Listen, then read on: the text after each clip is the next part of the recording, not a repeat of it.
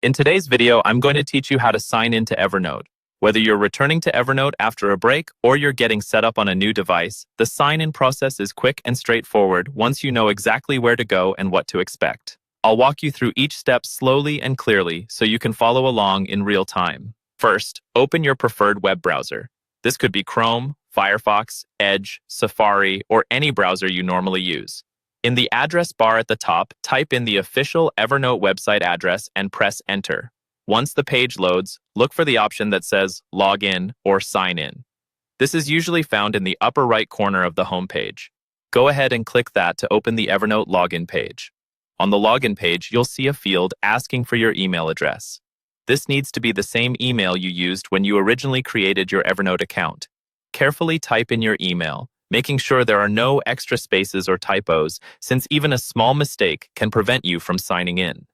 Once you've entered your email address, click the Continue button. This tells Evernote which account you're trying to access, so it can move you to the password step. After you click Continue, you'll be taken to the password screen. Here, you'll see a field where you can type your password. Enter your Evernote password exactly as you created it, paying attention to uppercase and lowercase letters, numbers, and any special characters. Passwords are case-sensitive, so password and password would be treated as two completely different passwords. If you're on a personal or trusted device, you might see an option to stay signed in or remember your login. You can enable this if you want faster access next time, but avoid doing this on shared or public computers for security reasons. Once your password is entered and you've double-checked it for accuracy, click the Sign In button. Evernote will process your information, and within a moment, you should be taken directly into your account, where you'll see your notes, notebooks, and everything else you've saved.